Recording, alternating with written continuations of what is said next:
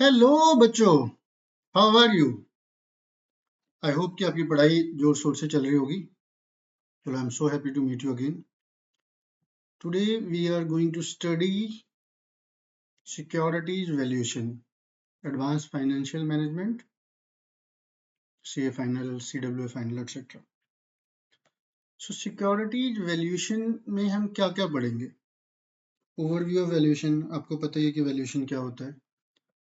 Return concept, there are multiple type of returns: discount rate, IRR, expected rate of return, equity risk premium. आप बचपन से पढ़ते आए हो, बीकॉम में पढ़ा होगा, सी इंटर में पढ़ा है।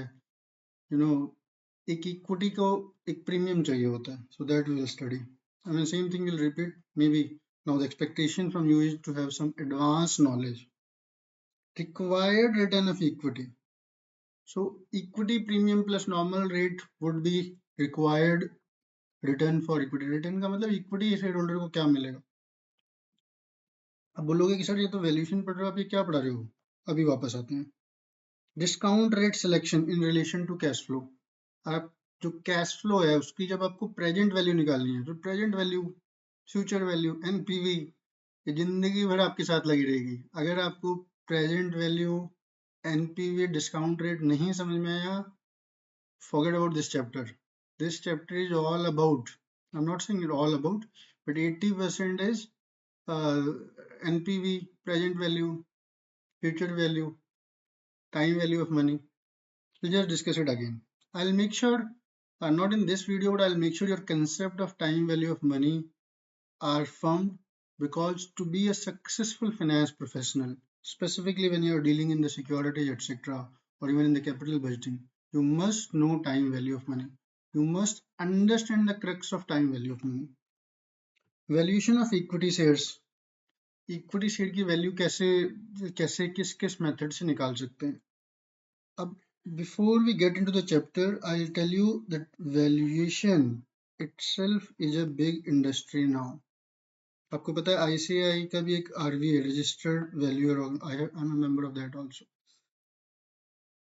CA भी वैल्यूएशन देता है, but may be valuer and merchant bankers, कुछ एक लॉज ऐसे हैं, like for example FEMA and RBI, वो कई जगह पर मर्चेंट बैंकर का सर्टिफिकेट मांगते हैं if the value is greater than certain threshold. Taxation में कई जगह पे वो रजिस्टर्ड वैल्यूअर का मांगेगा। एंड इवन ये तो फाइनेंशियल एसेट्स हैं, there can be some sort of assets like कुछ एक एसेट्स ऐसे होंगे जिसमें आपको रजिस्टर्ड वैल्यूअर की जरूरत है। तो valuation itself is a vast field. CAs do around 70 to 80% of the valuation. Even the people who are sitting in the merchant banking or even in the valuer fraternity are largely CAs, and other professions are also picking up. उसके बाद preference share और bond की valuation करेंगे। आप बोलोगे यार ये क्यों करेंगे सर, ये तो डेट प्रोडक्ट्स हैं, इसकी वैल्यूएशन क्या करेंगे, ये तो हमें मैच्योरिटी पे पूरा मिलेगा। मैच्योरिटी पे तो पूरा मिलेगा, but because they are traded, if they are traded, preference share तो चलो ट्रेड नहीं होता ज्यादा, but still you will have to get a fair value. Tax के लॉज हैं, और what do you call it, tax laws specifically, accounting laws, they ask you to get the valuation of your debt instruments also. Okay, role and responsibilities of valuer and precautions need to be taken by valuer before accepting any valuation assignment. I don't think कि एक session में ये पूरा complete होगा, 2 session लगेंगे, but let us try and start with full of energy, full of जोश, and understand the valuation. Basic concept मैंने आपको टाइम वैल्यू बता दिया, but I will not make it so simple. Let's go line by line as per the ICAI। सो मैंने ICAI का module ही खोला हुआ है। Request if you can open the ICAI module. As you know, सारे जितने भी टीचर होते हैं उनको पता है कि पेपर ICAI के मॉड्यूल से ही आएगा। सो सब ने अपने जो नोट्स बनाए हैं वो ICAI के मॉड्यूल को पूरा कवर किया है। ICAI मॉड्यूल 95%, 5% कुछ ऊपर नीचे हो सकता है, 90 to 95% इज कवर्ड। 5 से 10% टीचर अपना डाल देंगे और 5 से 10% अपना हटा देंगे। तो जब तक मेरी बुक पब्लिशिंग में जा रही है, you please open the ICAI module. तो सबसे पहला पॉइंट है overview of valuation. So valuation क्या होता है? Objective to obtain return. Like for example, मैं अगर आपको बोलता हूँ मैं आपको हर महीने या हर साल 100 रुपए दूंगा, छोड़ो, चलो आपको हर साल मैं 1 लाख रुपए दूंगा, ठीक है? तो 1 लाख रुपए अगर मैं आपको हर साल दे रहा हूँ तो आप बोलोगे सर ऐसा क्या है, ऐसा कौन सा इंस्ट्रूमेंट है जो आपको 1 लाख रुपए देगा? तो फॉर एग्जाम्पल तो उस एसेट की वैल्यू निकालनी पड़ेगी। अब वैल्यू कैसे निकलेगी? तो आपको अगर 1 लाख रुपया मिल रहा है, ये सपोज 10% है, लाइक फॉर एग्जाम्पल 0.1%, तो वैल्यू आ गई 10 लाख, वैल्यू निकल गई, simple. So investment involves commitment of a fund with an objective to obtain a return that would pay off the investor for the time during which the funds are invested or locked. इतना easy example बता दिया मैंने आपको। To determine if the current market price is consistent with his estimated intrinsic value. तो basically जो भी market में return चल रहा है, अगर आपको ये पता है कि आपको कितने पैसे मिल रहे हैं, मतलब बेसिकली यील्ड मींस रिटर्न को जब तक आप 100 पे लेके जाओगे, that's the value of the investment. This is the basic simple fundamental. अभी हम आगे बढ़ेंगे, और भी तरीके होते हैं। So investment return can come in many forms. अब ये तो मैंने आपको बोला था 1 लाख रुपए मिलेगा। अब ये 1 लाख रुपए फॉर एग्जाम्पल ये इंटरेस्ट था एफडी पे। आपको अर्निंग में भी कुछ शेयर मिल सकता है, आपको कुछ डिविडेंड भी मिल सकता है, आपको इंटरेस्ट भी मिल सकता है, आपकी जो वैल्यू है शेयर की वो अप्रिशिएट भी हो सकती है। तो there can be multiple forms of returns. उसको फिर उसी हिसाब से जितनी उसकी कंसिस्टेंसी होगी, उसको उसी डिस्काउंटिंग फैक्टर से या रिटर्न फैक्टर से डिवाइड करके हम वैल्यू निकाल लेंगे। आसान लग रहा है? आसान ही है, बस थोड़ा सा गिवन ये सीए फाइनल है, तो थोड़ा सा इसमें कॉम्प्लेक्सिटीज आएंगी। प्रैक्टिकल चैप्टर है ये। I'll say utilize or enhance your theoretical knowledge, and then we'll follow it up with all the 60-70 practicals which are given in the book. So return concept, सब कुछ करने के लिए आपको रिटर्न की कंसेप्ट, मतलब ये जो रिटर्न है मैंने 10% से कर दिया सीधे 0.1, 10% का मैंने 0.1 लिख दिया। नो, इन टर्म्स ऑफ अगर 1 को मैं पूरा 1 मान लूँ तो 1 रुपए का 10वां पैसा, सब आपको पता है। एक बार थोड़ा सा हाथ से करेंगे, कैलकुलेटर से करेंगे, आपको समझ में आ जाएगा। So now some assets may be easier to value than the different assets. Valuation, why so? Because variability associated with their value. Estimates में वेरी, अगर आपकी रिटर्न फिक्स ही नहीं है फिर आपको वैल्यू निकालना बड़ा मुश्किल होगा। देखो मैं इतने आसान से बोल रहा हूँ, let me repeat again. Value निकालने के लिए आप अपने जो कैश फ्लोज हैं उनकी प्रेजेंट वैल्यू निकालेंगे। कैश फ्लोज अगर नहीं दिए तो फिर आपको रिटर्न पता होनी चाहिए, आईआरआर पता होना चाहिए, डिविडेंड रेट पता होना चाहिए, something you shall know, growth rate पता होना चाहिए। इन सबको निकालने के अलग, अभी मैं return, now we are gonna understand the concept of return, जिसके बेसिस पे आप फ्यूचर कैश फ्लो को डिस्काउंट करोगे और फ्यूचर वैल्यू निकालोगे। ठीक है, तो required rate of return, required rate of return is जो इन्वेस्टर एक्सपेक्ट करता है rate of return on their investment, उसकी जो अपॉर्चुनिटी कॉस्ट मिस होती है। सपोज आपकी वही पहली तनख्वाह लगी 1 करोड़ की, घर वालों को आपने दे दिए, चलो 2 करोड़ की तनख्वाह लगी, 1 करोड़ आपने घर वालों को दे दिया, टेक्स्ट बुक दे दिया, खर्चा कर लिया, बचा 1 करोड़। अब जो ये 1 करोड़ है, इस पे आप कुछ कुछ पैसा कमाना चाहेंगे, 100% कमाना चाहेंगे। आपकी एक्सपेक्टेशन क्या है रिटर्न की? आप बोलोगे सर वो तो डिपेंड करेगा मार्केट में क्या चल रही है। तो उस समय मार्केट में क्या क्या चल रहा होगा? मार्केट में आपकी एफडी चल रही होगी, मार्केट में आपके गवर्नमेंट के बॉन्ड चल रहे होंगे, मार्केट में आपका गोल्ड भी पड़ा होगा इधर उधर, और मार्केट में आपके म्यूचुअल फंड भी पड़े होंगे, हाइब्रिड प्रोडक्ट भी पड़े होंगे, हाइब्रिड का मतलब डेट और इक्विटी का मिक्स, और आपका इक्विटी भी पड़ा होगा। तो आप किस एसेट में इन्वेस्ट कर रहे हैं? ये 5-6 एसेट मैंने बोले, there can be other asset, real estate भी हो सकता है, और भी कुछ हो सकता है। तो उसमें जब आप इन्वेस्ट कर रहे हैं, आपका एक्सपेक्टेड रेट ऑफ रिटर्न क्या है? दैट इज हाउ उस रिटर्न को if we divide by the inflow which you are going to get divided by the return, आपकी वैल्यू निकल आएगी, उस एसेट की वैल्यू निकल के आ जाएगी। मैंने जैसे आपको पिछले चैप्टर में बताया था, आपको हर महीने 1 लाख रुपए चाहिए। अगर या फिर आप उस एसेट की क्या वैल्यू है, सीधी सी बात है, उस एसेट की वैल्यू 10 लाख है, मतलब महीने नहीं साल का, महीने का भी निकाल सकते हो, फिर 1 करोड़ 20 लाख हो जाएगी। ठीक है। जैसे फॉर एग्जाम्पल मेरे को हर महीने मैंने IDBI आई इंडसइंड बैंक में FD कर रखी है 10 लाख की, 7% के रिटर्न से। वो हर महीने मुझे से 70,000 डिवाइडेड बाय 12, तो 6,000 के आसपास का मुझे इंटरेस्ट आ जाता है अकाउंट में। 6,000 रुपये पर महीने कमाने वाले एसेट की value in the debt category is 10 lakh rupees. ठीक है। चलो वापस आते हैं। Required rate of return depends upon the category of asset और उसका भी अपॉर्चुनिटी कॉस्ट। अब अगर आपने सपोज FD में इक्विटी में डाल दिया, तो इक्विटी में आपने डाला, आपने FD में नहीं डाला, जो फर्म था गवर्नमेंट बॉन्ड में नहीं डाला, जो अगर सपोज ये 7% पे था तो गवर्नमेंट बॉन्ड 8 पे चल रहे होंगे। आपका जो हाइब्रिड प्रोडक्ट है ये शायद 10 पे चल रहे हो, डिपेंडिंग, की मार्केट नॉर्मल चल रही है। प्योर इक्विटी में जब आप रिस्क लोगे तो आपकी रिटर्न का एक्सपेक्टेशन थोड़ा ज़्यादा ही होगा। तो ये 7 से जो आप 15 पे पहुंच रहे हो, इसके जो गैप को अभी हम अगले पेज पे पढ़ने वाले हैं। डिस्काउंट रेट क्या होता है? Discount rate is the same again, जिस रेट पर, बेसिकली यही है, जो आपकी required rate of return, expected rate of return is called the discount rate of return. Actually each cash flow stream coming from different asset can be discounted at a different discounted rate. अब इसमें से suppose आपको जितना भी पैसा आया या कोई हाइब्रिड प्रोडक्ट था, तो आपके जो different stream of asset inflow आने वाले हैं। देखो अभी कहोगे यार डिफरेंट स्ट्रीम क्या है सर, हम तो एक ही में लगा रहे हैं।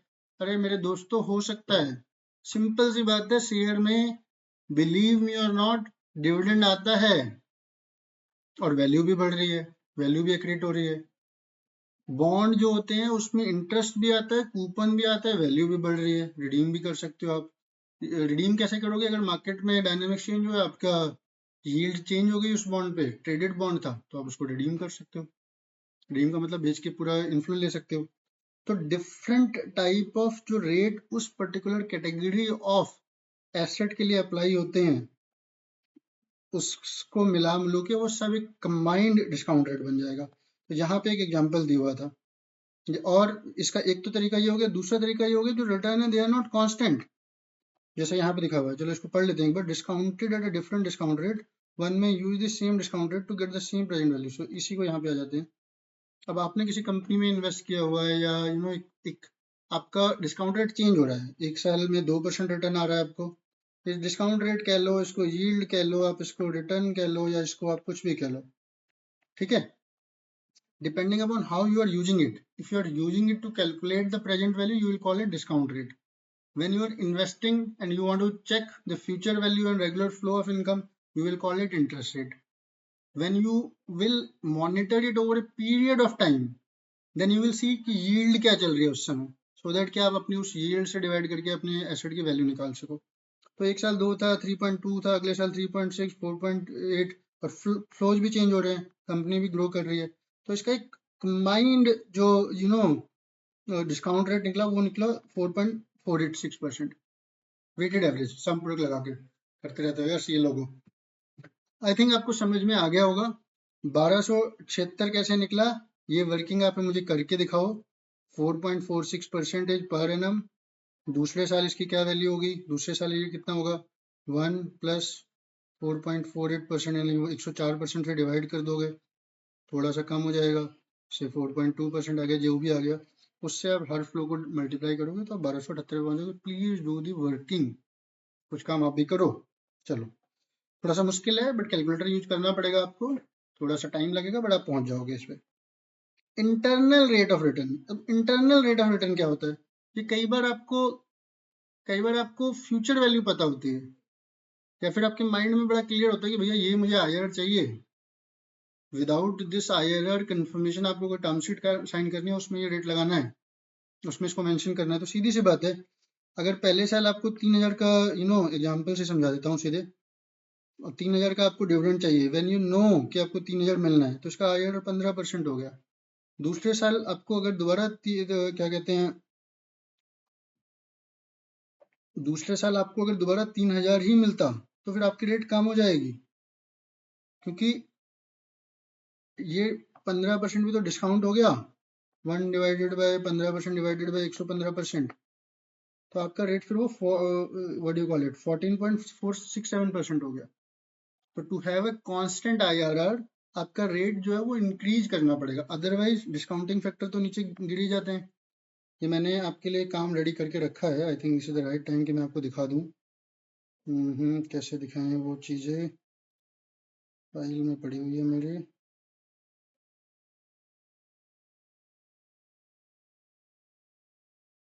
ऑन माई आईपैड डाउनलोड्स, यही तो होता है जब नहीं चलाना आता सिस्टम। कोई बात नहीं, ठीक है, मेल से ले लेते हैं यार, दोबारा ऐसी क्या बात है। ठीक है, ये रहा एनपीवी, ये रहा देखो डिस्काउंट फैक्टर। अगर पहले साल आपका 10% था, इसमें चलेगा नहीं पेन, पहले साल 10% था तो दूसरे साल वो, क्योंकि उसका भी पीवी निकालना है तो वो 9.1 हो जाएगा, उससे अगले साल 8.3 होगा। कैसे हो रहा है, 10 डिवाइडेड बाई 110%। अगले साल 9.1 डिवाइडेड बाई 110%। अगले साल ऐसे करके आपका डिवाइड करते रहेंगे, आपकी एनपीवी चेंज होती रहेगी। चलो ये आगे भी मैंने बताया हुआ है। So I think you have understood the concept of IRR. You have understood the concept of required rate of return. थोड़ा सा पढ़ो, थोड़ा सा मुझे सुनो, दिमाग लगाओ। सेम ही चीज है, उसको घुमा फिरा के अलग अलग तरीके से प्रेजेंट कर रहे हैं। एक बार पढ़ लोगे समझ में आ जाएगा, but very important, otherwise you will get confuse, आप कंफ्यूज रहोगे। कोई फर्क नहीं पड़ता, सीए इंटर हो गया अभी भी कंफ्यूज रहोगे। सबकी बात नहीं कर रहा हूँ, बट कुछ कुछ बच्चे जिन्होंने इनको ठीक से कभी नहीं पढ़ा या टीचर उनको कभी ठीक से समझा नहीं पाया, they are one and the same thing, it is just a presentation in different forms. Equity risk premium बहुत, अब मेरे को जहां तक याद है कि हम थोड़ा सा शायद, थोड़ा सा तो हम 12वीं में भी पढ़ लेते थे। बीकॉम में फॉर श्योर आपने पढ़ा ही हुआ है फाइनेंशियल मैनेजमेंट, सीए इंटर में पढ़ा ही पढ़ा है, बट यहाँ पे दोबारा पढ़ा देते हैं। ये अब आप सीए बनने वाले हो, let us be very clear, equity is a risky asset. अगर आपके कोई पापा, आपके चाचा, आपके अंकल, आपके पड़ोसी आपको बोलेंगे कि पैसा कहाँ इन्वेस्ट करूं, तो आप सीधे नहीं बोल सकते कि आपको शेयर्स में डालना है। आपको बोलना पड़ेगा कि आपका रिस्क एपेटाइट क्या है, डाइवर्सिफाई करो एंड ऑल दैट स्टफ। अभी हमने वो रिस्क सेगमेंट में ही पढ़ा था, सिक्योरिटी एनालिसिस में ही पढ़ा था। तो equity is a risky asset and that is why they require a risk premium. अब क्यों होता है ऐसा, कुछ नहीं होता, अभी सिंपल सी चीज है यार, बड़े बड़े सिंपल सी लैंग्वेज में मैं आपको एक बार समझा देता हूँ। अभी अभी मेरे माइंड में आया है ख्याल। आप एक ओनर हो, आप अपने एम्प्लॉयज से भी काम लेते हो, आपने बैंक से भी लोन लिया हुआ है। तो बैंक के लोन पे अगर आप 10% दे रहे हो, अपने एम्प्लॉय को आप कुछ तनख्वाह दे रहे हो, तो आपकी जो रिटर्न है ओनर, एंटरप्रेन्योर, वो सबसे ज्यादा होनी चाहिए। ज्यादा क्यों होनी चाहिए ज्यादा? क्योंकि भैया सबसे ज्यादा रिस्क आपका है। अगर बैंक को आपने नहीं दिया, वो आपके ऊपर आ जाएगा, आपके एसेट ले जाएगा। एम्प्लॉयज को नहीं दिया, वो छोड़ के चले जाएंगे, आपका तो पैसा डूब ही जाएगा। Over a mid to long term, if the business is successful, which it is expected to be, तभी तो लोग बिजनेस में आते हैं, they require a risk premium. अब आपने अगर आपके दोस्त में या अपने किसी रतन टाटा जी की कंपनी में, मुकेश अंबानी की किसी की भी कंपनी में इक्विटी में पैसा डाला है, then you are expecting a risk premium which is excess return over other assets like FD या bonds या गवर्नमेंट के जो बॉन्ड्स निकलते हैं, इंफ्रा बॉन्ड्स वगैरह। अब वो रिटर्न प्रीमियम है कितना, that will depend on the market, various market factors. सब कुछ तो मतलब 5 मिनट में नहीं समझ में आएगा आपको, बट ये चीज आपके माइंड में अब बड़ी क्लियर हो जानी चाहिए। Equity as a class, because it is risky, it requires a risk premium. एक जनरल एजम्पशन आप कभी भी बनाओगे, आप बड़े बड़े फाइनेंशियल मॉडल बनाओगे, बिजनेस मॉडल बनाओगे, आप इक्विटी की रिटर्न को डेट की रिटर्न से कम नहीं कर सकते। बिजनेस की ओवरऑल रिटर्न में डेट की कम होगी, इक्विटी की ज्यादा होगी, देन आपकी वेटेड एवरेज रिटर्न बनेगी। आपका return on equity has to be in all your assumptions highest. Why so? Because तभी तो आप बिजनेस में हो। हाँ, ये होता है नहीं होता, that will depend upon various factors, cyclical होंगे, कभी बिजनेस में लॉस हो गया, but over a long run तो यही निकालना पड़ेगा भाई। ठीक है, तो generally high risky investments are compensated with higher premium. Premium का मतलब रिटर्न, एक्सेस रिटर्न। प्रीमियम का मतलब क्या हुआ? Excess return, excess ROI, rate of interest etcetera, excess benefit. However equity risk premium is a theoretical concept, जो मैं आपको बताने की कोशिश कर रहा था। आप बोलोगे कि भाई इक्विटी का रिस्क प्रीमियम मैं अभी कैसे निकाल दूं? 5 साल बाद वो इक्विटी ने रिटर्न दिया या नहीं दिया तो 5 साल बाद की बात है। पिछले 5 साल में दिया था मुझे नहीं पता। जब कई बार पीरियड आता है जब इक्विटी का रिटर्न नेगेटिव हो जाता है, होता है। 2020 में जब म्यूचुअल फंड टूटे थे, मतलब मैंने देखा है, मतलब प्रिंसिपल भी नहीं बचता mutual fund, equity mutual fund का। लोग कहते हैं म्यूचुअल फंड सही है, बट यस, क्योंकि सेंसेक्स हम सबके सामने है, अभी 80,000 के आसपास चल रहा है। जब मैंने अपनी करियर स्टार्ट किया तो 11-12 हज़ार के आसपास था। तो 11-12 हज़ार से लेके मतलब 2004-05 की बात कर रहा हूँ, 80,000 की जर्नी तो मैं ही देख चुका हूँ। तो over a long term return ये देगा। What is the weight compounding? Around 15% दे रहा है। 15 से 16% आप भी निकाल लेना। सीधी सी बात है ना, उस समय 10,000 था, अभी 80 है, 15 साल हो गए, तो 700% डिवाइडेड बाय 15, मतलब फिर मल्टीपल फैक्टर्स भी निकालने पड़ेंगे।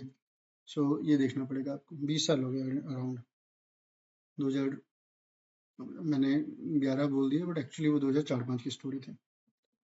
8 में 17 पहुंच गया था। ठीक है, तो 16-17% निकल के आ जाता है रिटर्न। सर मैं 2004 से जॉब कर रहा हूँ, actually to be very honest 2003 से कर रहा हूँ। ठीक है, तो सिचुएशन होती है। I qualified my BCom in early 2005, March 2005 में बीकॉम हो गया था, और बीकॉम सेकेंड ईयर से ही मैंने जॉब स्टार्ट कर दी थी। ठीक है जी, एक्सप्लेनेशन ऑफ दी जॉब का मतलब जॉब आर्टिकल, सीए के साथ काम करना, पैसे कमाना। एक्सप्लेनेशन मैंने आपको दे दिया। Equity investor try to achieve a balance between risk and return. हाँ, अब ये इंपॉर्टेंट है।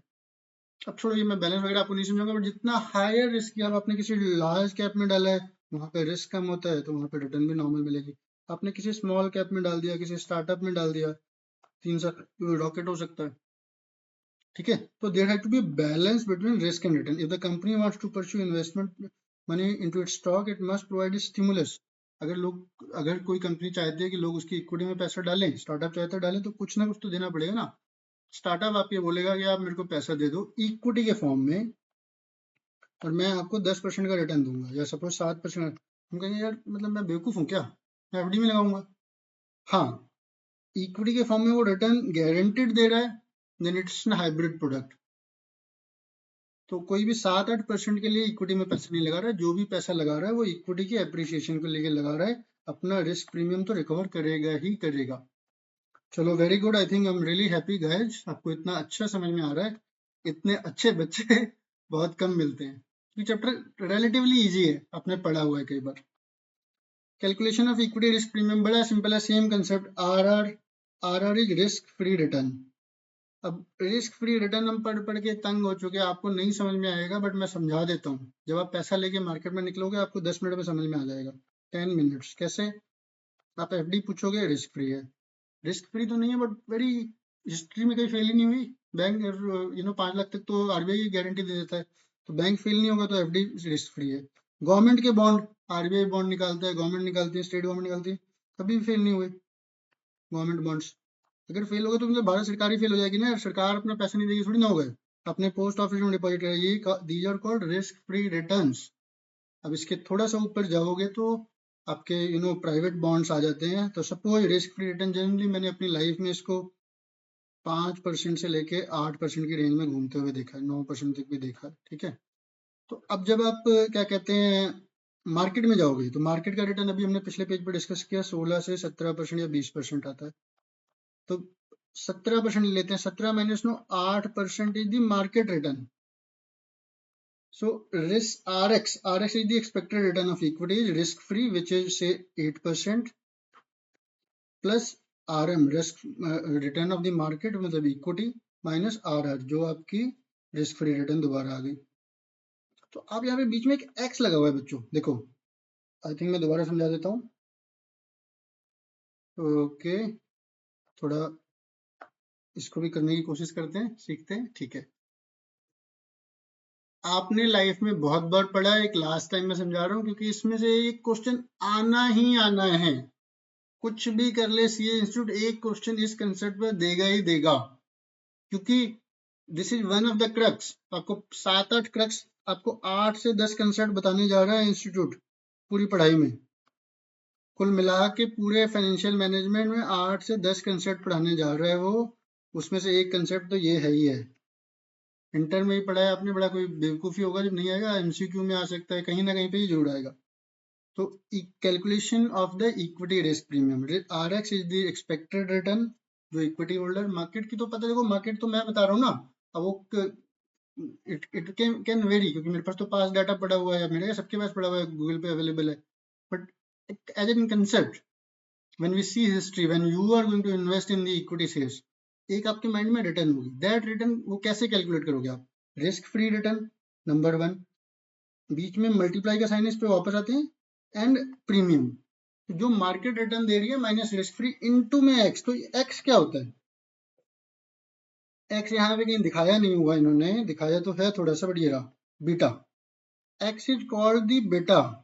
बेटा is a risk factor associated with one company only, with one company. ये निकलता कैसे है? इसकी वर्किंग अलग है उस पूरी इंडस्ट्री की, उस मतलब beta you can calculate, but मैंने अपने पूरे क्या कहते हैं देखा है मैंने एक बार, ऐसे मैं नहीं बोलूंगा क्योंकि इतनी सारी डिग्रियां की है, बट जनरली आपको बीटा बना के दिया होगा सीए फाइनल के क्वेश्चनों में। बेटा, ये जो 16-17% थी जो मार्केट थी, एक्सचेंज, अब लाइक सपोज एक्सचेंज की जो मार्केट प्रीमियम है वो यहाँ से मैंने निकाला, चलो 20 मान लेते हैं, 20 माइनस 9, तो 20 माइनस 9 11% है। अब ये 11% सारी इंडस्ट्रीज को नहीं होगा, पावर का अलग बेटा। अगर बेटा आपका 1 है, यहाँ पे लिखा हुआ है, if x is equal to m, then x is equal to m is equal to 1, in that case rm minus rm is known as the market। so basically अगर ये 1 ही हो गया, अगर ये 1 ही हो गया तो फिर तो मतलब डायरेक्ट ही निकल आएगा। बट ये जो रेंज होती है इसकी, रेंज तो कहीं पे भी हो सकती है, बट जनरली रेंज इसकी 0.5 से लेकर 2 तक या फिर 1.75 तक जाती रहती है। और मतलब देखो भाई 11% है, तो इसका जो एवरेज हुआ, इसका जो एवरेज या मीडियन हुआ वो 6% आ गया। कुछ एक स्टॉक, 2-4 स्टॉक इससे कम भी होंगे, देखो 9 से नीचे तो कोई भी नहीं जाएगा, जा सकता है इन शॉर्ट ड्यूरेशन, और 11 से ऊपर भी कुछ जाएंगे। तो जो that is called the beta. Beta is associated with risk factor of a particular company, particular industry, particular sector. आपको कंपनी का या इंडस्ट्री का दिया होगा, विद इन इंडस्ट्री में निकाल सकते हैं। सो इससे अगर आपने मार्केट के return minus risk free return कर लिया, तो आपको इक्विटी रिस्क प्रीमियम या फिर एक्सपेक्टेड रिटर्न की वर्किंग मिल जाएगी। Required return on equity, capital asset pricing model, ये आप पढ़ते आ रहे हो, सेम ही चीज़ है यार। अब मैं इसको दोबारा कैसे समझाऊँ? रिस्क फ्री रिटर्न एक्स, मतलब यहाँ पे बेटा आना चाहिए था, मार्केट रिटर्न, बीटा इसका 1.5 था, बेटर दे रहा था, 5% मिल रहा था, मार्केट का 4.5 था, 4.5 गॉट मल्टीप्लाइड बाय 2, तो से अराउंड आ गया 6.25, तो पूरा आ गया 11.75, जो भी है 75%। व्हाट अ घटिया writing, but concept is clear. Let me repeat again.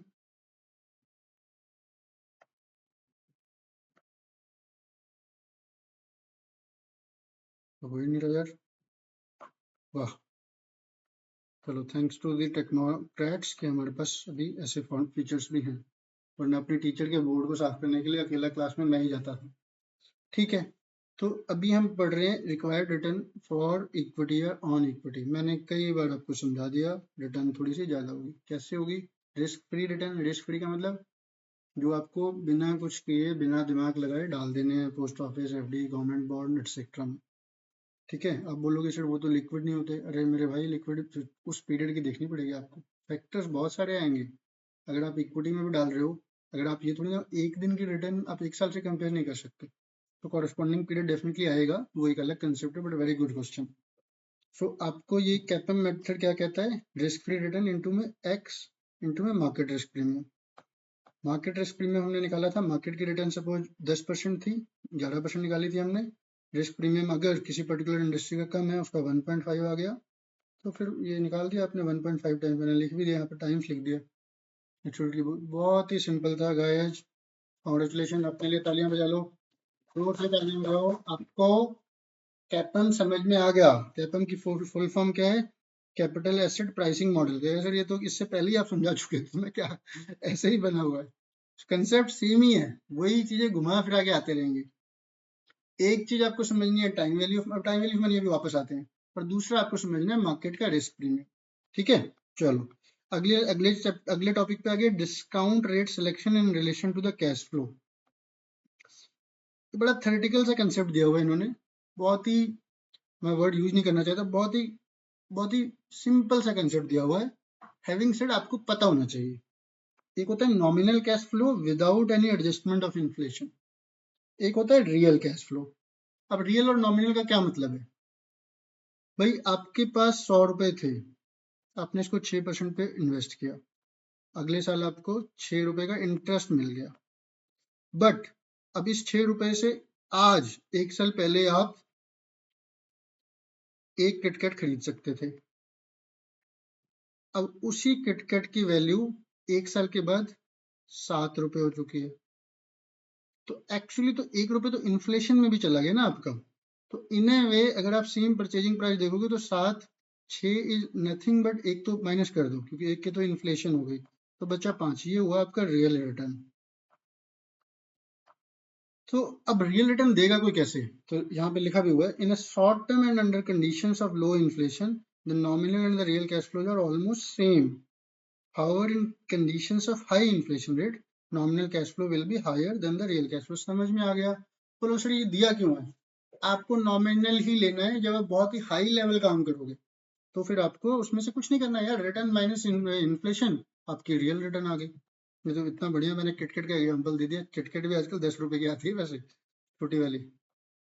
Discount rate selection in equity valuation. ठीक है, जब आप इक्विटी की वैल्यू करोगे तो आप कौन सा डिस्काउंट रेट में लिखा ही हुआ था, while valuing equity should only nominal cash flows are considered, क्योंकि रियल पता ही नहीं होते। तो जब कैश फ्लो नॉमिनल पड़े हुए हैं आपके पास, therefore only nominal discount rate is to be considered. The reason is that tax application of the corporate earning is generally stated in nominal terms.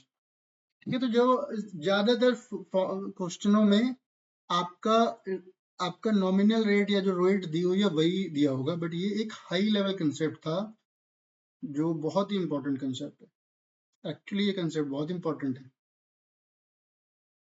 मैं कभी इस पर डिटेल में वीडियो बना दूंगा, but I can just tell you, KitKat वजह मतलब ढक्कन बच्चों वाला एग्जाम्पल था। एक जो घर आप गुड़गांव में दिल्ली में रहते हो, सेम घर 3 साल पहले 1 करोड़ का मिलता था, अब वही घर से 1.7 करोड़ का मिल रहा है। 3 साल पहले आपकी सैलरी थी से 50 लाख, अब आपको हर साल 15% का इंक्रीमेंट मिला, 45-50% का इंक्रीमेंट मिला, 75 लाख। तो आपकी इनकम तो बढ़ी 25 लाख पर एनम, बट आप अगर घर लेना चाहते थे वो 70 लाख से बढ़ गया। तो it would have been better कि आपने पहले ही ले लिया होता लोन सोन लेके। तो real returns are very important, but ये जो मैंने ये भी बताया ये साइक्लिकल था। पिछले 3 साल में रियल एस्टेट बहुत ज्यादा बढ़ गया, बट उससे पिछले मतलब अदरवाइज रियल एस्टेट का भी रिटर्न 15% के आसपास ही है। बट पिछले 5-6 साल में 2013-14 से लेके 2020 तक या 19 के एंड तक स्टेगनेंट था। जब तक कोविड नहीं आया था स्टेगनेंट था। कोविड के बाद भी एक बार टूटा था, फिर बढ़ा। So but this is an important concept. Valuation of equity shares, come on guys, हमने वैल्यूएशन से स्टार्ट किया था, वैल्यूएशन पे आ गए। जिस बच्चे में मेरी जितनी एनर्जी है, सर आपने तो एनर्जी दिखी नहीं, बट चलो जितनी एनर्जी मेरी है उतनी एनर्जी से अगर आप पढ़ोगे समझ के तो फिर आपको एक किटकैट मिलेगी। घर तो अभी मैं दे नहीं पाऊंगा। चलो वैल्यूएशन ऑफ इक्विटी शेयर्स, मैंने 2-3 बार इसको पढ़ा आपको पढ़ाने के लिए। मैं वैल्यूएशन बहुत कर चुका हूँ, कंपनियों को खरीदा बेचा सब किया valuation. I know the practical aspects कैसे चलती है, बट यहाँ पर क्योंकि आपको चैप्टर करके भी आना है, ब्रॉडली मैं आपको सिंपल भाषा में बता देता हूँ। चाहे वो डिविडेंड है, डिविडेंड में मल्टीपल मेथड आएंगे, अर्निंग है, अर्निंग में मल्टीपल मेथड आएंगे, कैश फ्लो है, कैश फ्लो मेथड आएंगे। ये सारी की सारी कहानी is related to present value of future cash flows at a particular return rate. ROI, उसको आप IRR भी कह सकते हो, उसको आप डिस्काउंट रेट भी कह सकते हो, और आप उसको कॉस्ट ऑफ कैपिटल भी कह सकते हो या जो भी कह सकते हो, सारी कहानी उसी पे आएगी। कोई सही मेथड ले लो। कैसे समझाता हूँ। डिस्काउंट में क्या होगा, अगले सालों की जो डिस्काउंट है उसको आप कॉस्ट ऑफ कैपिटल से डिवाइड कर करके उसकी पीवी निकाल लोगे। अर्निंग में क्या होगा, जो अर्निंग है, अर्निंग पोस्ट टैक्स एक्सेट्रा जो भी है, उससे आप निकाल लोगे। Cash flow is the best method, ये भी लास्ट में लिखा हुआ है, मैं पहले आपको वही पढ़ाना चाहता था। कैश फ्लो, क्योंकि उसमें सब कुछ निकल गया भाई। सिंपल सी बात है, जो कैश जनरेट हुआ उससे वैल्यू क्रिएट होती है। अल्टीमेटली जो इक्विटी की वैल्यू है वो फ्री कैश फ्लो या जो नेट जो कैश जनरेट हुआ। लोग कोई बेवकूफ थोड़ी ना है, आपने एक्सपेंडिचर कर दिया, चलो कैपिटल एसेट से भी वो आता है, बट ठीक है, हर मेथड की अपनी अलग वैल्यू है, बट बुक में भी लिखा हुआ है cash flow is the best method, discounted cash flows, net asset value जो एसेट खड़े होंगे उस समय किताबों में, और ये मॉड्यूल में भी यही लिखा है। बट आपको पढ़ाना सब कुछ है, हमारा फर्ज, हमारा सब कुछ बनता है, क्योंकि जब आप एक्चुअली में वैल्यूएशन करोगे किसी एसेट की, भाई आपको असाइनमेंट मिल गया, कर रहे हो, देर आर एटलीस्ट 20 सिनेरियो जहाँ पे आपको एसेट की वैल्यूएशन करानी पड़ती है। अब यहाँ पे लिखा नहीं है, मैं आपको अलग से बताऊंगा वो। तो आप जब वैल्यूएशन करोगे तो आपको 2-3 अलग अलग मेथडों से करनी पड़ेगी, सबकी एवरेज निकालनी पड़ेगी, फिर आपको एक नोट देना पड़ेगा कंक्लूजन की why is this particular method. तो हम आप ये नहीं हो सकता कि आपने एक मेथड से निकाला कहानी खत्म, that will not solve the purpose. आपको एटलीस्ट 3-4 मेथड, 3-4 मतलब एज पर दी काउंटिंग, एज पर दी वैल्यूएशन स्टैंडर्ड्स रूल, वैल्यूएशंस के भी स्टैंडर्ड होते हैं। आईसीआई में बहुत कम कवर है, थोड़ा सा होगा जो इनके इलेक्टिव सब्जेक्ट है उसमें है, बट आपको सारे मेथड सीखने पड़ेंगे। बट मैं शॉर्टकट मारता हूँ, I will go to the cash flow first and then I will come back. Cash flow से भी पहले मैं आपको ये समझाऊंगा, कैश फ्लो से भी पहले मैं आपको ये समझाऊंगा जो किताब में लिखा है 6.4। डिविडेंड को डिस्काउंट कर लो, अर्निंग को डिस्काउंट कर लो या कैश फ्लो कर लो, which method of equity valuation is suitable और लार्जली यूज। इसको एक बार पढ़ लेते हैं, then will go back to all the 3 method.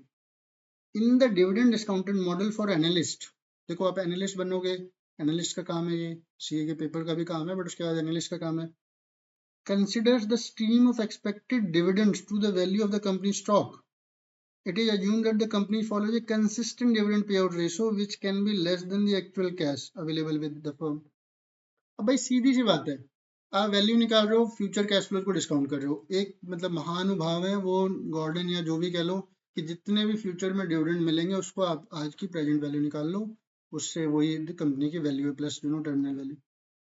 उन्होंने जब किया था उस समय there would have been a concept कि जो इक्विटी है उसको हर साल डिविडेंड मिलना ही मिलना होगा। अब वो सिनेरियो चेंज हो चुका है, अब लोग इक्विटी को एक डिफरेंट नजरिए से, वो एप्रिसिएशन के लिए देखते हैं। एंड कंपनी जब ऑल्सो अंडरस्टैंड कि यार इक्विटी होल्डर्स का कोई लीगल राइट नहीं, वो रेगुलर डिविडेंड नहीं देती, but there are few company जो रेगुलर डिविडेंड देती हैं। बट लार्ज कंपनीज का जो डिविडेंड होता है वो वेरिएबल होता है, तो you will never be able to get a steady stream of dividend. किसी साल में उसने एक्विजिशन करना है, कैश नहीं है, डिविडेंड नहीं देंगे। किसी साल में समहाउ उसने ऐसे डिसाइड कर लिया कि हमारा कुछ एक्विजिशन होने वाला है, मैं कैश प्रोटेक्ट करना चाहता हूँ, डिविडेंड नहीं देंगे। किसी साल में उसने डिविडेंड दे दिया, किसी साल में उसने डिविडेंड 10% दिया, किसी साल में 20% दिया, किसी साल में 30% दिया, एक्सेट्रा, और किसी साल में 0% दिया because without any reason, no future की अनसर्टेनिटी की वजह से। Dividend discount model values stock based on the cash paid to the share holder as dividend. I just explain it to you. A stock intrinsic value based on the dividend discount model may not represent the fair value for the shareholder. Why so? Because dividends are distributed in form of cash from profit. In case the company is maintaining healthy, हाँ ये भी important है। अब भाई अगर आप valuation कर रहे हो, अब कंपनी ने कमाए 100 रुपए, 1000 हो गए, चलो 1000 रुपीज, इसमें से उसने डिविडेंड दे दिया सिर्फ 100 रुपए का या 400 रुपए का, 600 तो उसने अपने पास भी रख लिए, रिटेन कर लिए। अब ये जो रिटेन अर्निंग है अल्टीमेटली तो नेटवर्थ में ऐड हो रही है, तो dividend method is also not, ये अंडर वैल्यू दिखा देगा शेयर की अगर सारी एजम्पशंस ठीक भी निकली तो। अब आ जाते हैं in case of free cash flow to the equity model, stock is valued in the cash flow available for distribution after reinvestment needs etcetera, better measure for valuation in comparison to the dividend discounting model. सारे method आपको बता दिया कि cash flow best है। आप cash flow method को पढ़ लेते हैं। देखो प्रैक्टिकल लाइफ में आप यही सारे मेथड ज़्यादा करोगे। ठीक है, कैश फ्लो बेस्ड मॉडल्स। पहले ये ईपीएस देख लेते हैं, फिर चलो पहले कैश फ्लो ईपीएस देख लेते हैं, पहले आसान है। पहले ईपीएस देख लेते हैं भाई, अर्निंग बेस्ड मॉडल्स। तो अर्निंग बेस्ड में एक आपके गॉर्डन जी हैं, जो ये बोलते हैं कि जितनी भी कंपनी की अर्निंग हो रही है, अर्निंग की जो ग्रोथ रेट चल रहा है, अर्निंग का जो रेट चल रहा है, जैसे मैंने स्टार्टिंग में बताया था, उसको अगर आपकी जो कॉस्ट ऑफ कैपिटल से आप डिवाइड कर दोगे तो आपकी वैल्यू निकल के आ जाएगी। मतलब earning over a period of time, EPS जो भी चल रहा है। फॉर एग्जाम्पल मैं इसको इजी लैंग्वेज में बता देता हूँ। आपका अर्निंग पर शेयर से 100 रुपये है, तो जो भी आपकी कॉस्ट ऑफ कैपिटल है, रिस्क फ्री कैपिटल है, से 8% चल रही थी, 100 रुपये आपकी आई at 8%। BR stand for retention ratio. अच्छा, इसमें से कुछ को रोक भी लेगा। तो ईपीएस ईपीएस का टाइम तो नहीं होता, बट रिटेन्ड अर्निंग जो आपकी निकल के आई डिवाइड माइनस उसमें जो बचा लिया, तो जितना भी फ्री ईपीएस निकला, फ्री जो ईपीएस निकला, उसको अगर आप फ्यूचर के सारे ईपीएस को डिस्काउंट करके आज वैल्यू निकालोगे, that is called the earning based model, Gordon model. Not in pretty much use, but you will do the practical. Walter approach यही है कि थोड़ा उसको कुछ आप उसमें इंटरनल रेट ऑफ रिटर्न भी लगा के थोड़ा एडजस्ट कर लो। Will do it in the practical. अब ये आ जाते हैं पी रेशो। ये सिंपल कंसेप्ट है। अब मैं सिंपल नहीं पढ़ा रहा हूँ आपको, जो प्रैक्टिकल है वो पढ़ा रहा हूँ। मैं गॉर्डन भी पढ़ाऊंगा आपको, इलियट और वॉल्टन भी पढ़ाऊंगा, बट जो लाइफ में ज़्यादा यूज होने वाला है, जिसके बुक्स में क्वेश्चन आने ही आने हैं, उसको मैं पढ़ाने जा रहा हूँ। This is one of the common valuation approach followed. देखो, that's why I am teaching you. Since P ratio is based on the ratio of share price and EPS with a given PE ratio and EPS. The share price value can simply be determined as value is equal to EPS into PE ratio. अब PE ratio क्या होता है? Price to earning ratio. अब जो पीछे मैंने question किया था, अगर आपका से EPS आपकी जो अर्निंग है, जितनी भी आपने अर्निंग की है, आपने उसको divided by number of share से डिवाइड कर दो, मार्केट कैप से, तो आपका क्या कहते हैं, मल्टीपल निकल के आ जाएगा। तो 10-11 तो नॉर्मल ही है, क्योंकि एक साल की अर्निंग से तो निकलेगा ही नहीं। और एक कंपनी ने सपोज 100 करोड़ की अर्निंग की, उसकी इक्विटी की टोटल वैल्यू से 10 करोड़ है, तो उसका जो पी आ गया वो 10 आ गया। मतलब 10 साल की अर्निंग से कंपनी की जो इक्विटी की वैल्यू है वो कवर हो जाएगी। सो पी रेशो आपने निकाल लिया, अर्निंग आपको पता है, उससे जब आप मल्टीप्लाई कर दोगे तो आपकी वैल्यू निकल के आ जाएगी। ठीक है, सेम ही चीज़ है। पी रेशो निकालने के लिए भी आपको अर्निंग चाहिए, अर्निंग ईपीएस निकालने के लिए अर्निंग चाहिए। प्रॉफिट आफ्टर टैक्स माइनस अगर प्रेफरेंस डिविडेंड है, नंबर ऑफ ईपीएस आ गया। Earning divided by number of shares निकालोगे तो आपका पी रेशो आ जाएगा। चलो सर, आपको आता है, आप जल्दी जल्दी बता रहे हो, हमें कुछ समझ ही नहीं आ रहा, करा के दिखाओ, प्रैक्टिकल हम लोग कराएंगे। एक बार ये थ्योरी के लेक्चर को भी आप सुन लो। जब हम इसको देखो, एक साथ अगर मैं मिक्स कर दूंगा तो मैं सारे कंसेप्ट नहीं कर पाऊंगा। एक दो सॉल्यूशन करने में आपका 1 घंटा निकल जाएगा। तो इसीलिए हम इसको धीरे धीरे, पहले एक बार कंसेप्ट थ्योरी भी पढ़नी है, थ्योरी के बाद ही प्रैक्टिकल होता है। जब तक आपको थ्योरी नहीं आएगी, प्रैक्टिकल करना बड़ा मुश्किल होगा। कैश फ्लो बेस्ड मॉडल, ये भी एक बार क्विकली पढ़ लेते हैं, लास्ट कंसेप्ट है। The cash flows are divided which are to be distributed Cash flows are dividends which are to be distributed among equity shareholders. Long term capital cash flow निकलता कैसे? Free cash flow valuation model discount the cash flow available to a firm equity shareholder after meeting its long term short term capital requirement. इन्होंने नए concept दे दिए, ये सब होता नहीं है। फ्री कैश फ्लो की जब वर्किंग करोगे तो ये सब निकल के आएगा। Free cash flow to the company, free cash flow to the equity. अब कंपनी क्या होता है, इक्विटी क्या होता है? कंपनी इज कंपनी के बाद उसने अगर जब अपने ग्रोथ प्लान या टैक्स तो नहीं बोलूंगा, सब कुछ उसने वर्किंग कैपिटल एडजस्टमेंट वगैरह कर लिए, फिर वो इक्विटी के लिए अवेलेबल हो जाता है। दोनों कंसेप्ट हैं लाइफ भर आपके, ये FC free cash flow to the firm और free cash flow to equity. Equity and firm, firm का मतलब कंपनी। इसी में आप घूमते रहोगे, घूमते क्या रहोगे मतलब अच्छी चीज है ये, ठीक है। FCFE along with DDM dividend distribution model is used for valuation of the equity share, whereas FCFE model is used to find the overall value. देखो ओवरऑल वैल्यू इक्विटी वैल्यू सब एक ही चीज है, कोई सर कैसे चीज है भाई, equity value plus debt is the overall value, या अगर कोई प्रेफरेंस शेयर है तो किसी थर्ड पार्टी को थोड़ी ना पैसे देने वाले हैं। तो calculation of free cash flow to the firm, firm में से कुछ माइनस कर देंगे तो इक्विटी का जाएगा। अब ये नेट इनकम से भी पहुंच सकते हो आप ये इबिटा से भी, इबिट से भी पहुंच सकते हो आप, ये इबिटा से भी पहुंच सकते हो आप ये। तो अब देखो, अब जब आप P&L स्टार्ट करोगे तो सबसे पहले इबिटा आएगा, earning before interest tax depreciation and amortisation. जब इसमें से आपने डेप्रिसिएशन अमोर्टाइजेशन माइनस कर दी तो EBIT आ गया, और EBIT जब आपने उसमें से इंटरेस्ट और टैक्स भी माइनस कर दिया तो आपकी अर्निंग आ गई। देखो आपका P&L आपको याद है ना, P&L में आपका पहले रेवेन्यू माइनस एक्सपेंडिचर, आपका ग्रॉस प्रॉफिट आ गया। छोटे मोटे आपने इतनी घटिया राइटिंग में पढ़ोगे कैसे पढ़ोगे आप, तो ये आपका ग्रॉस प्रॉफिट आ गया, ग्रॉस प्रॉफिट मार्जिन आ गया। इसमें से जब आपने सेलिंग सुलिंग निकाल दिए तो आपका EBITDA आ गया, इबिटा। अब इसमें से भी आपने डेप्रिसिएशन कर दिया माइनस, तो आपका EBIT आ गया। अमोर्टाइजेशन क्या होता है, बहुत बहुत कंपनियां जहाँ पर डेप्रिसिएशन की जैसे ही अमोर्टाइजेशन भी होता है, जैसे कि कोई आपने लाइसेंस लिया है, जब उसको आप over period of time depreciate करते हो तो दैट इज कॉल्ड अमोर्टाइजेशन, या आपने कोई अपने पुराने खर्चों को अमोर्टाइज किया, सॉर्ट ऑफ डेप्रिसिएशन है। ईबिट में से जब आपने टैक्स इंटरेस्ट दे दिया, इंटरेस्ट के बाद आपका EBT आया, उसमें से जब आपने टैक्स भी दे दिया तो आपका अर्निंग आ गया, जो कि आपका फर्स्ट कंसेप्ट है। अब देखो इबिट से स्टार्ट करते हैं। इबिट ऐसा माना वहीं पे है इसने, तो नेट इनकम से स्टार्ट करते हैं, सबसे आसान है। नेट इनकम में आपने अब free cash flow to the firm use कर रहे हो आप।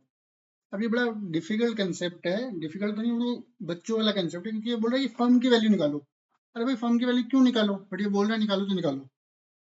तो आपने बोला नेट इनकम जो आई है आपकी, इंटरेस्ट जो आपने दिया उसमें आपको टैक्स का एडवांटेज हो गया, तो आपने वो एडवांटेज वापस जोड़ लिया। What they guys are assuming कि जो मैंने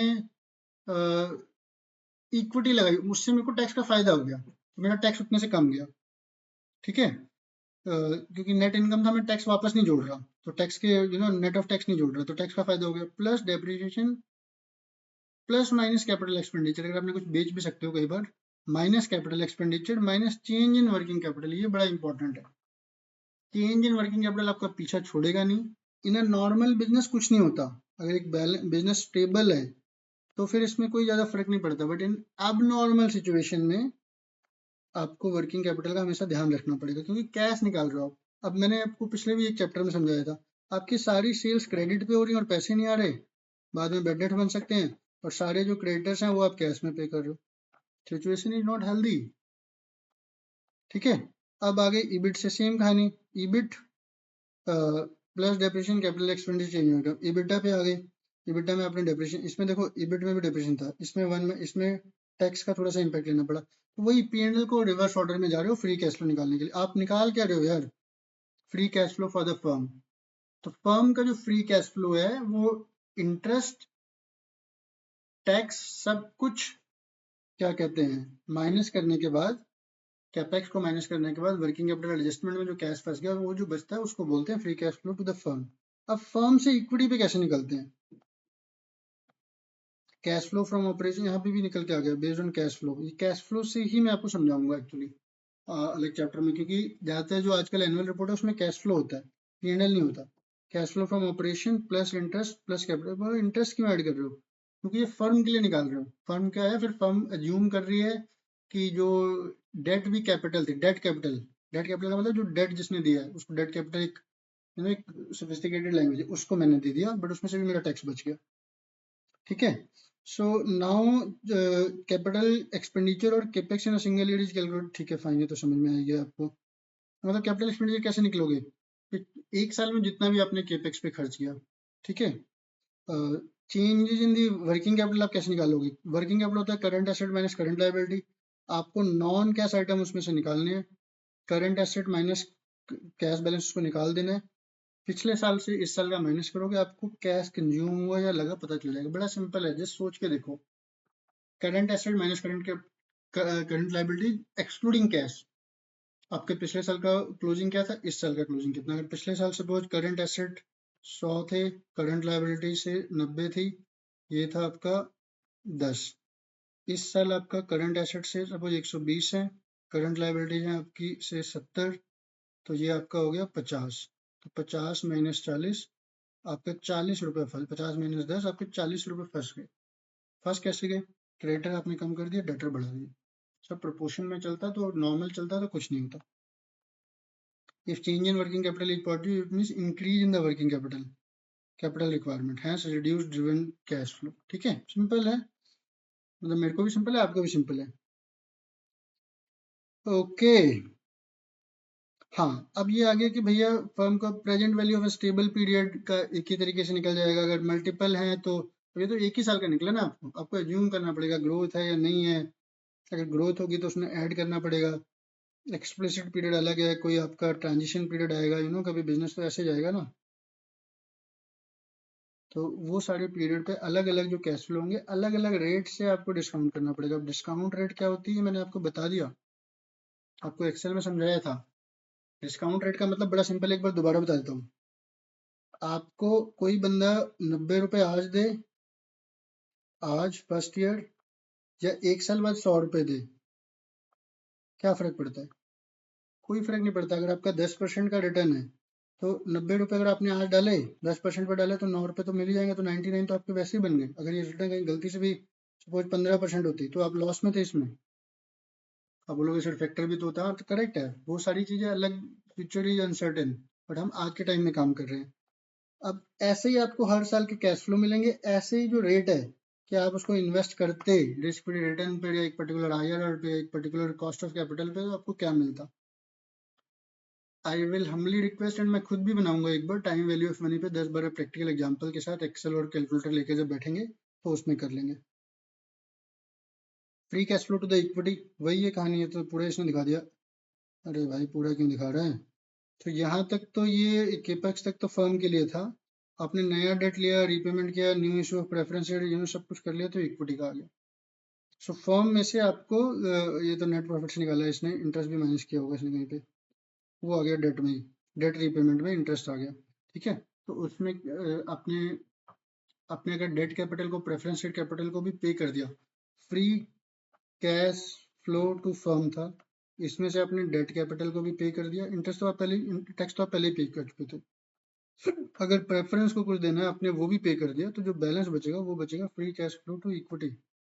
थोड़ा सा पढ़ो। The cash that is available for equity share holder after meeting all expenses, interest, debt repayment, reinvestment, this is the para.